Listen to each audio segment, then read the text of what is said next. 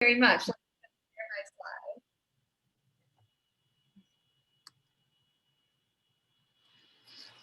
All right. I want to start by thanking you very much for inviting us to speak today. It's really an honor to be with you, at least virtually, and to talk about COVID-19, gender, and academia. We hope to show you that it's very important to look at COVID-19 through a gender lens. This disease has affected women, men, and non-binary people differently and created inequalities for women and girls that amplify existing disparities. At the end of this talk, I hope you'll agree with me about the importance of pursuing gender equity during the COVID-19 pandemic. I also hope we'll be able to have an interesting conversation about the way the pandemic is specifically affecting women in academia and what we can do about that. Let's start by looking at the direct clinical impact of COVID-19 by gender. We believe it's very important to look at sex disaggregated data about COVID incidence and outcomes. Fortunately, a group at the University College of London, Global Health 50/50, is collecting this information, the data that's published by governments. Unfortunately, as we'll see later, this data set is incomplete. Not all American states and not all countries are looking at this information. When you look, though, at Global Health 50/50's data, the first question I think we can ask is, are men more at risk of COVID-19 infection? And the answer to this question is no. Globally, there are almost equal numbers of infections among men and women. The second question is, are men more at risk of death from COVID-19? And the answer to that is yes. In almost all countries with COVID-19, men are dying at a higher rate than women. Look, for example, at this data that spans 4 continents. The gray shows the percentage of male COVID deaths. And you can see easily that it's more than 50% in the US, China, Italy, and Peru. This trend certainly cannot be ignored. So why is this? What explains the difference in mortality between men and women? I want to share some of what we've been thinking about, both about the gendered social determinants and biology.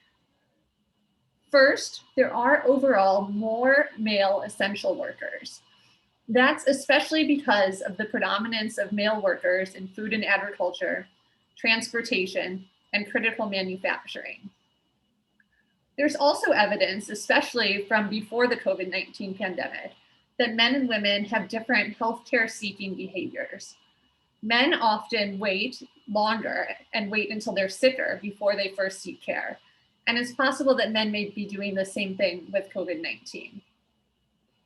Also, some of the diseases that are associated with more severe COVID-19 are seen at increased rates in men, including ischemic heart disease, stroke, and COPD. It's also important to think about preventative measures, obviously. There's data from the 2003 SARS outbreak that men during that pandemic washed their hands less frequently than women. And there's some evidence emerging during this pandemic that men may be less willing to follow recommendations about face masks and physical distancing. We know with other things that men have higher rates of risky behavior, for example, smoking and alcohol use. And then finally, there's the question of sex and biologic differences, which is an active area of research and we're still learning a lot about. We know previously that immune responses differ between men and women. Women, for example, have much more robust responses to the flu vaccine. Women are also more predisposed to autoimmune diseases. Then there's also some evidence in animal models and postmenopausal women that low estradiol correlates with more severe COVID-19. There's actually an ongoing study at Stony Brook right now looking at whether or not the estrogen patch can reduce the severity of COVID-19. So that'll be interesting to follow up on that data. And then other research groups are looking at the ACE2 receptor and comparing activity levels between men and women. Looking at the direct clinical impacts of COVID-19, though, is really just the tip of the iceberg. Now I want to encourage you to think more about the many other impacts of COVID-19 on women and girls. As I suspect you all know, there is a tremendous mental health impact of the COVID-19 pandemic. And multiple studies now show that this may be especially problematic for women. A relatively recently published meta-analysis looked at 62 studies with participants spanning 17 countries and found that women are more likely than men to experience COVID-19 related stress. The Kaiser Family Foundation has polled Americans about this topic. And as you can see from their data here, a significantly higher percentage of women, the green bars, women are saying that they report worry or stress related to COVID-19 more often than men. The polling data also revealed that stress was particularly common for women with children under age 18, but we don't see the same trend with men with children under age 18. We know that in the context of public health emergencies, women experience increased risks of gender-based violence. For many women and girls, home is not a safe space. When women are isolated in their homes, violent partners may further exercise control and power. And also, when women are cut off from social support and income, they may have fewer exit options. Related to this, the UN Population Fund estimates that 6 months of lockdowns could result in an additional 31 million cases of gender-based violence worldwide. Now there actually is almost a year of data looking at calls to abuse hotlines and reports of domestic violence. And this differs between countries and also between American states. In some countries, we've seen that calls to abuse hotlines have increased. In New York, for example, we've seen this. But in other states and other countries, we've seen that calls have decreased.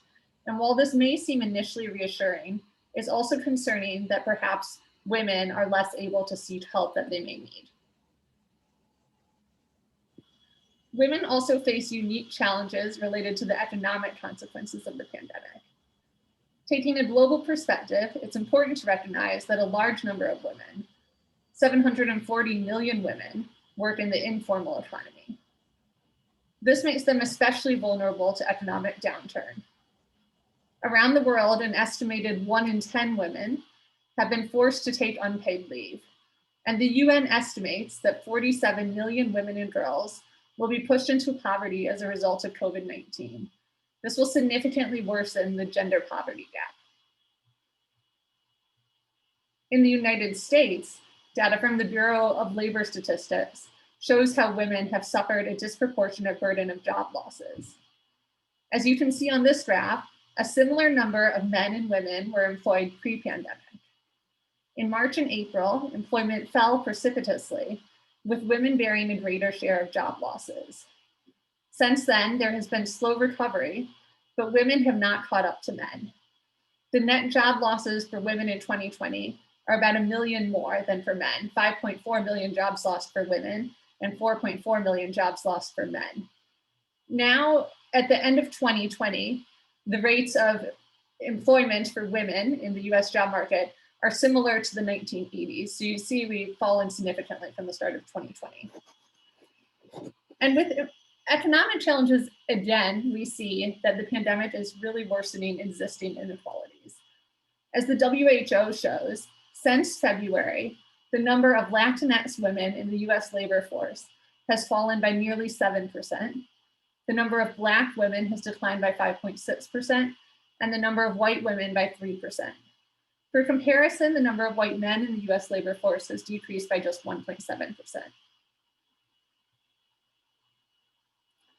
Before the pandemic, women globally spent more time on domestic and caregiving responsibilities than men. And this has also been amplified by COVID-19 with lockdowns and with daycare and school closings. These diagrams show data from UN surveys. Participants in 22 countries were asked if, at the start of the pandemic, they were needing to spend additional time on cleaning, childcare, teaching children, cooking, and shopping. And you can see here that both a significant proportion of men and women answered yes, their time commitments have increased. but significantly more women than men reported that this was the case. Here's another way of looking at it. This is data from the Institute of Labor Economics in Germany. Men and women in the US, UK, and Germany were asked about the number of hours they spent each workday in March and April in 2020 on childcare and homeschooling. In all three countries, women spent significantly more time than men on childcare. And the trend appeared the same with homeschooling, although it wasn't statistically significant for all three countries. It's important to remember too that caregiving can be especially difficult for single parents, and the majority of single parent households are female-headed, 86% in the UK and 80% in the US, for example. We're still far out from really understanding the lasting ways in which COVID has disrupted education, but it's important to think about this with a gender lens as well.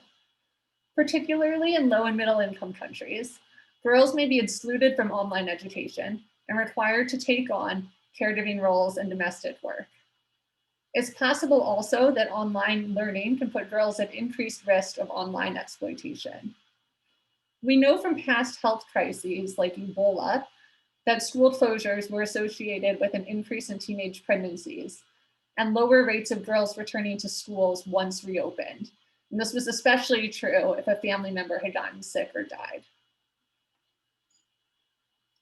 I also want to call your attention to the ways in which COVID has disrupted health service delivery. Around the world, pandemic lockdowns, supply chain disruptions, and reallocation of resources has made it difficult for women to get sexual and reproductive health care, maternal health care, menstrual products, safe abortions, and mental health care. For example, the UN Women's Rapid Gender Assessment Survey shows that in 4 out of 10 countries in Europe and Central Asia, at least half of women in need of family planning services have experienced major difficulty accessing them since the pandemic began. Clearly, this will have lasting consequences. Before we dive specifically into talking about women in academia, I want to spend a few more minutes just generally thinking about what we can do to make sure the broader issues of gender and COVID receive attention and action. As I mentioned at the beginning of this presentation, we first of all need more data. Even the most basic data about gender and COVID, sex disaggregated data about incidence and death, is not being reported by half of countries. Global Health 50/50 has not been able to locate any gender data for 30 million COVID cases and 500,000 deaths. You see here all of the countries in red did not report sex disaggregated data in January, and the countries in yellow reported some information, but only sex disaggregated data about cases or deaths, not both. It's interesting too that because of the large populations in India and Russia, having data from those two countries would greatly increase the amount of information we have. The US is also far from perfect. The Harvard Gender Science Lab has scored states each month on the COVID data they report. States get points for reporting COVID-19 incidence and death by age, sex and gender, race, ethnicity, and comorbidities. And then they're assigned the letter grade such that they get an A if they have 9 to 10 points, a B for 8 to 9, a C for 7 to 8, D for 6 to 7, and F for less than 6. Unfortunately, you can see here there's still a lot of dark red on this map, which is showing the December scores. And the average rating is 6.78, still a D rating, basically a year after the pandemic began when states have had lots of time to get data reporting in order. Collecting data is the first step, but we also need action. The UN's report From Insights to Action, Gender Equity in the Wake of COVID-19, focuses on 6 urgent policy areas. First, protecting women's health, which includes making sure there's adequate access to care and also protecting essential workers. Second, introducing economic support packages that take into account the work women do in the informal sector and at home. Third, addressing the devastation of jobs and livelihoods. Fourth, closing gaps in social protection. Then also prioritizing prevention and redress of violence against women and girls. And finally, like I started by mentioning, improving the data collection and research about these topics. I've included the link to the report here, so anyone who's interested can read it later and learn more about their specific policy suggestions. I want to also mention that Women in Global Health has 5 asks for gender responsive global health security. Their recommendations largely agree with the UN recommendations that we just discussed, especially number 2, 3, and 4. But as you can see in their first ask, they also place important emphasis on the need to include women leaders in COVID-19 governance, decision-making, and discourse. This brings us to the next part of the talk, where I'd like to apply a gender lens to COVID and academia. Gender inequities in science and medicine long predate COVID-19. As the WHO calls attention to, women make up 70% of the health and social workforce worldwide, but hold only 25% of senior roles. Women and gender minorities face barriers at work not faced by their male colleagues. The obstacles for women in academia have been very well documented before COVID-19, and the challenges are greatest for women of color. Among the factors at play are first, male-dominated institutional cultures, a lack of female mentors and support, the gendered patterns of domestic labor that we already discussed earlier. Just as women generally spend more time on caregiving and domestic tasks, so too do female faculty members. In one study based at the University of Minnesota, female faculty spent 12 more hours per week on family, household, and responsibilities than their male colleagues. There was another study that actually had a similar finding, and in addition, showed that people who spend more time on these household responsibilities have increased career dissatisfaction. Another issue is implicit bias that extends into recruitment, research allocation, peer review, and citations. In a study of almost 2,000 new recipients of K Awards, granted between 2006 and 2009, 66% of women clinician investigators reported personally experiencing gender bias in their career. That compares to 10% of men. And in that same study, 30% of women reported experiencing sexual harassment. There's also the issue of the gender pay gap. A 2016 study in JAMA Internal Medicine showed that female physicians at US public medical schools earned nearly $20,000 less per year than their male counterparts.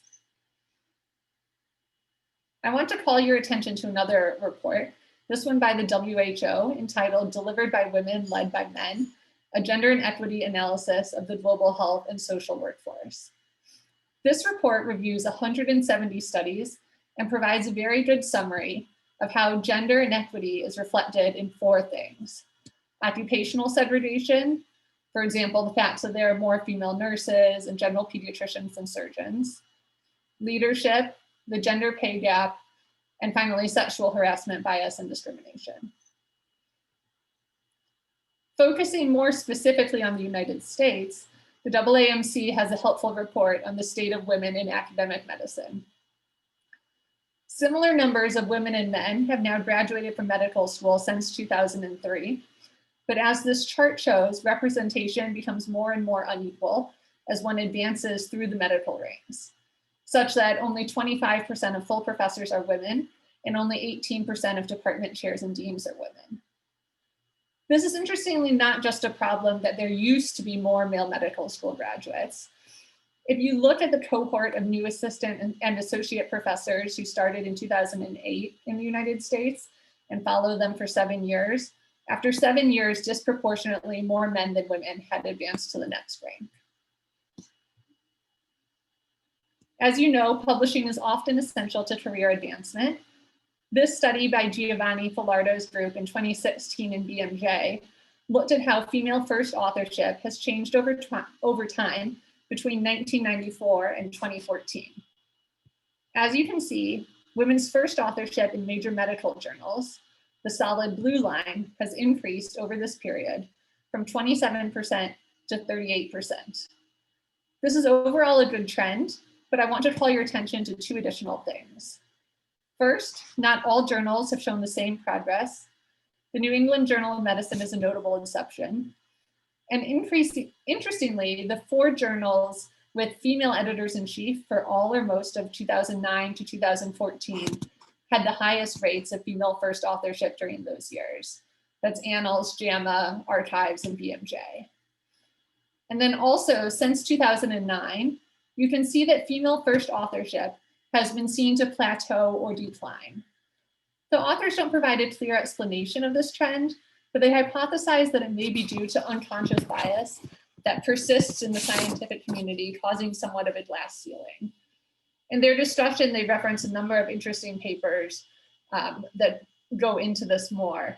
And for example, there are studies that have been done previously that shown that identical scientific abstracts and identical laboratory manager job applications are more likely to be accepted when submitted under a male name than a female name. And also that people tend to give harsher reviews to female authored submissions. So in summary, bias can disadvantage women at all stages of the research process, from career choice to progression to funding and publication. So now I'm going to turn it over to my colleague, Kim Van Dalen, to discuss how COVID threatens to make these problems worse. Thank you so much, Brooke. I'm very thankful to be here as well. I'm just gonna try and switch on my screen. Is it visible for everyone now? Yes, thank you so much.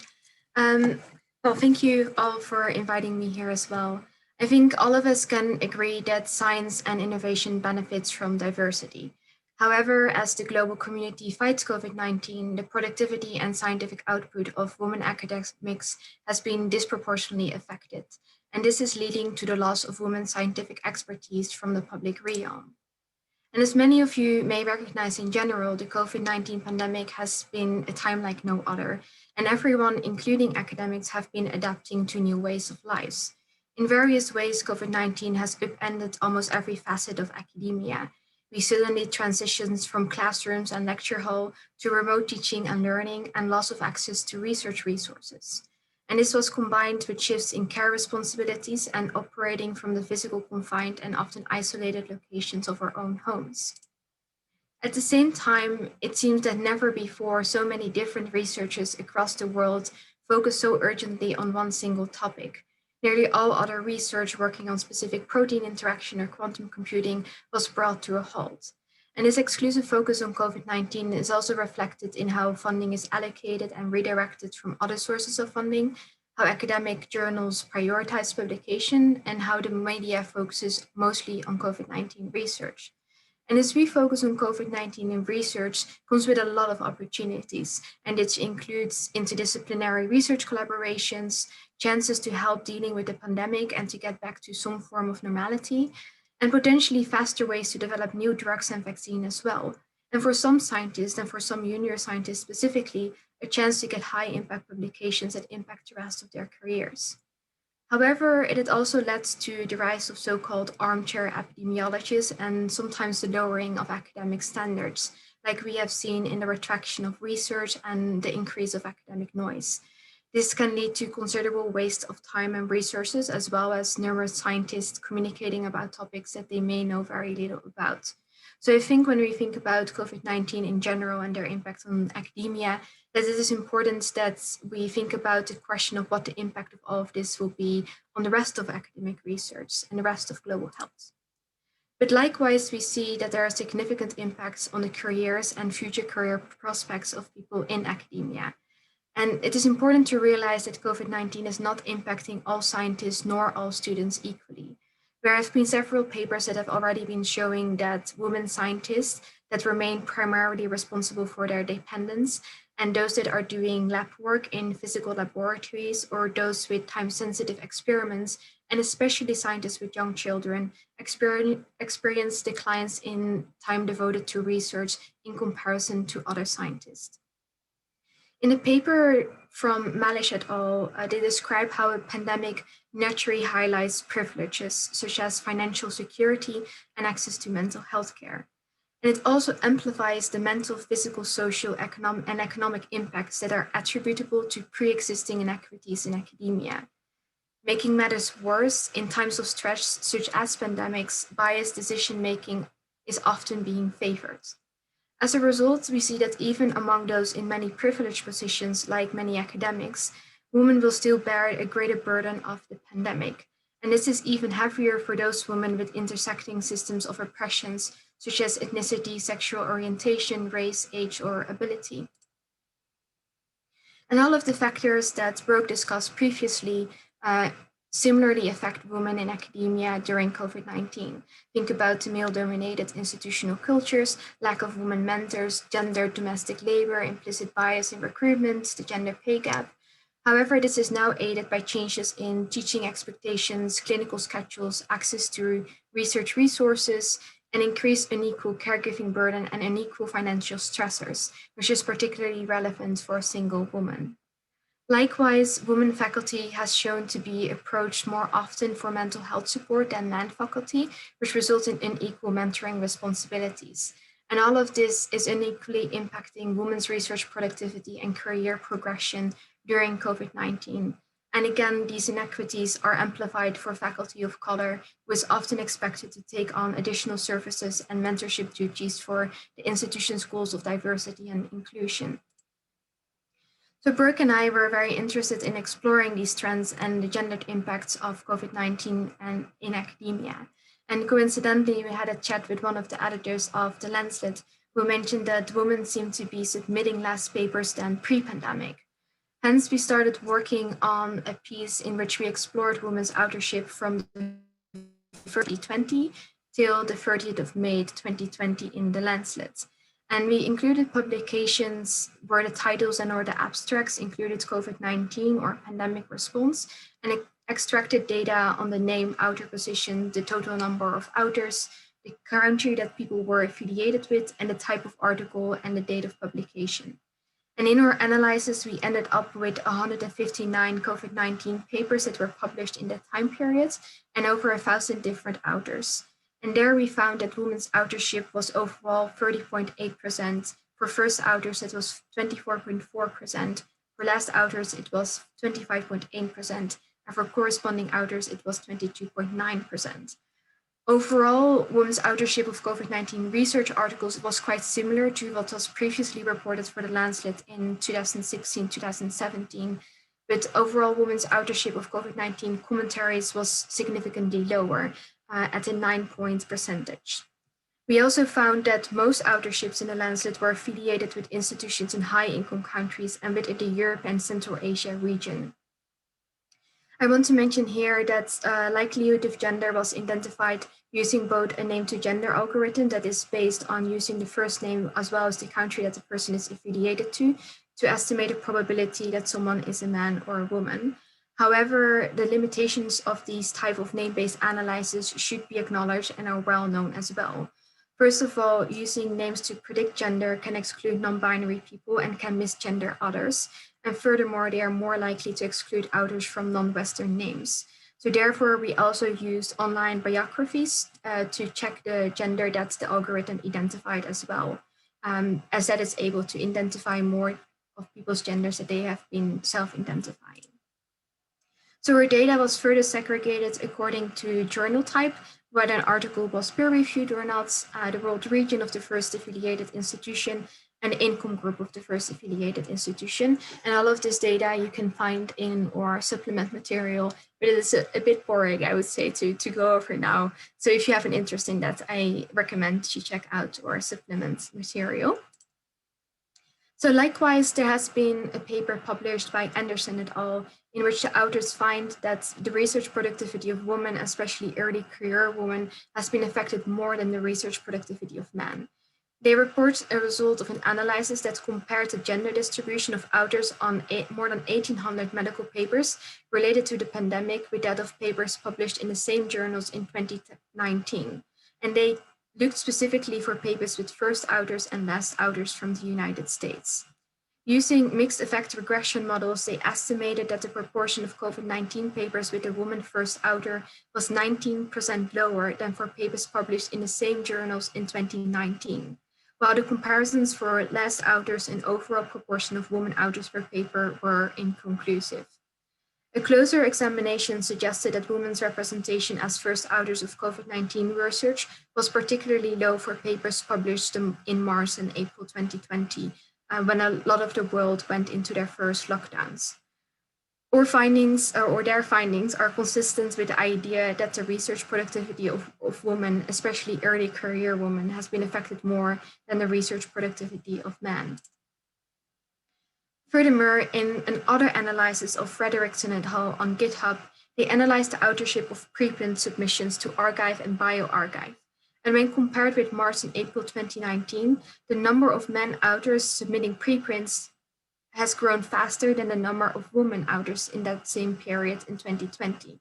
For example, the total numbers of women authored preprints grew by 2.7% from 2019 to 2020, but the number of male authors increased by 6.4% over the same period in arXiv. Lastly, it's also important to note that there are differences in clinical trial leadership. If we think about before COVID-19, we already know that women occupied fewer leadership positions, led a fewer funded studies, and applied for and received less grant funding than men when they did apply. And Sivik et al. Found that in their study of COVID-19 clinical trials from January the 1st till June 26th, that only 27.8% of principal investigators among COVID-19 related studies were women, which is significantly different compared to 54.9% and 42.1% for breast cancer and type 2 diabetes trials over the same period, respectively. These gender disparities during the pandemic may indicate not only a lack of women's leadership in international clinical trials and involvement in new projects, but may also reveal imbalances in women's access to research activities and funding during health emergencies. And we see similar trends when we are looking at COVID-19 task forces. So when COVID-19 struck, countries swiftly established expert and decision-making structures through traditional processes, which meant that they reached out to government ministry directors, prominent experts, and heads of well-known institutions. And most of these positions are typically held by men. And as evidenced by our analysis of 115 expert and decision-making bodies over 87 different countries, 85.2% of identified national task forces contain mostly men, only 11.4% contain predominantly women, and a mere 3.5% actually exhibited gender parity. Similarly, 81.2% of these task forces were headed by men.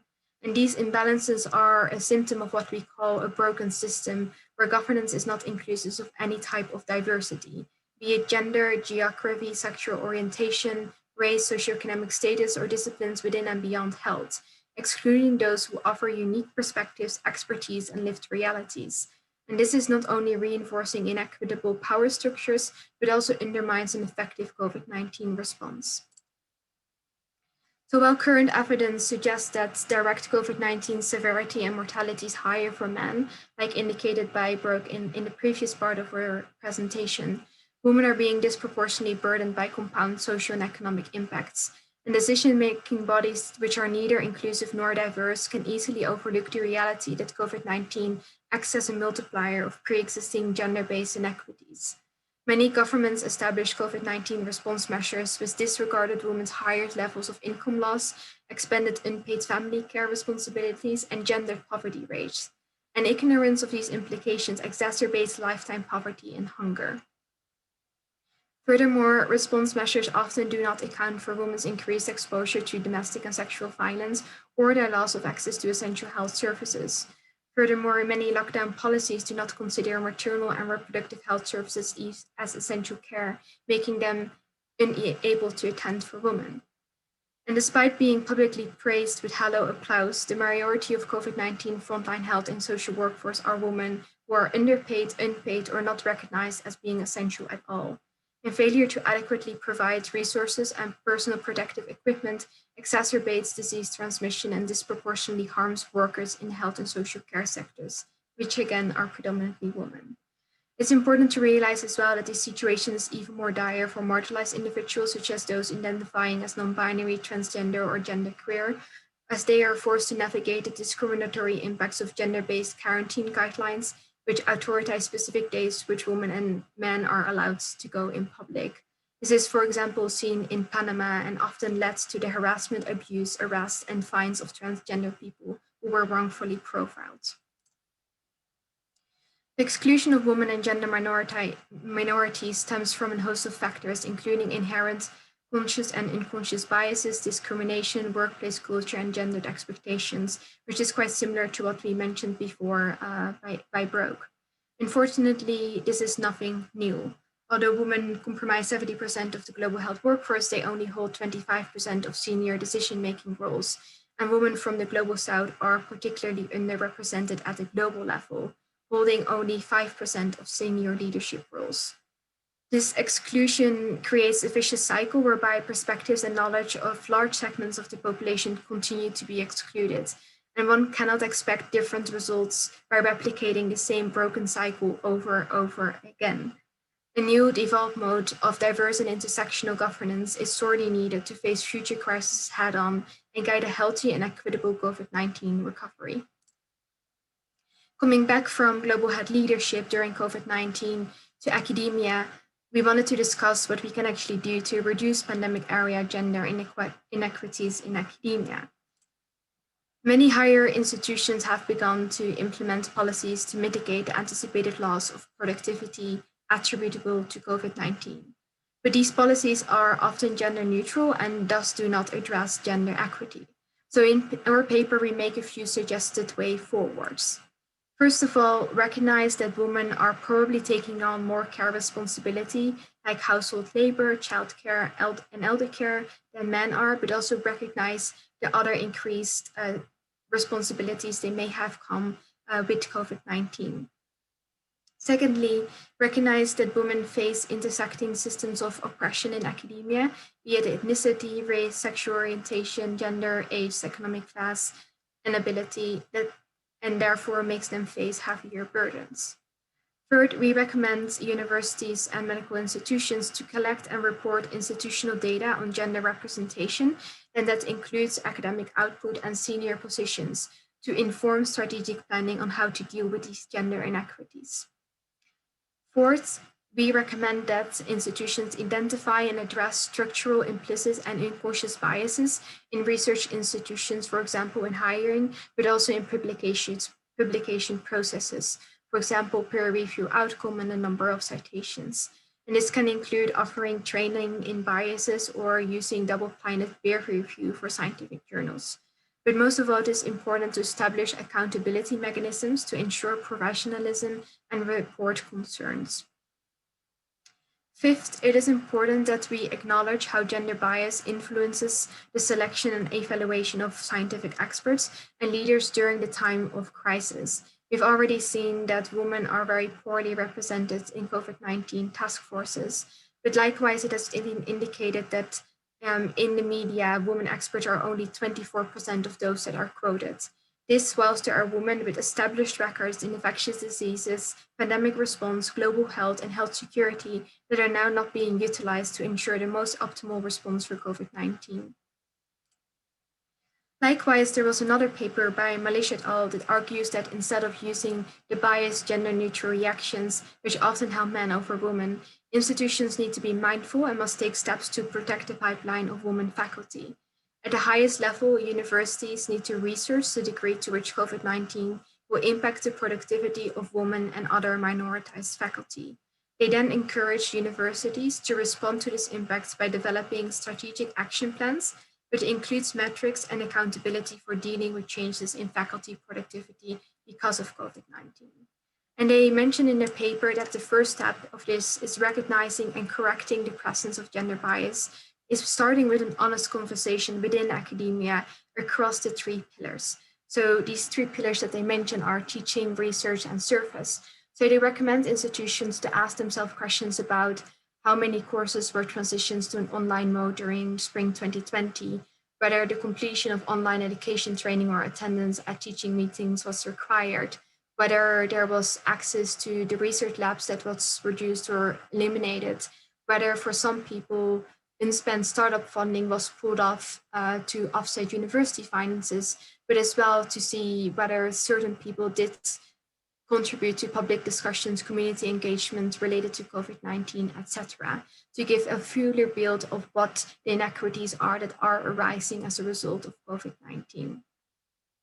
They further recommend that before serving on any review panel, panelists should be required to watch a short video on various types of biases that may impact their judgments.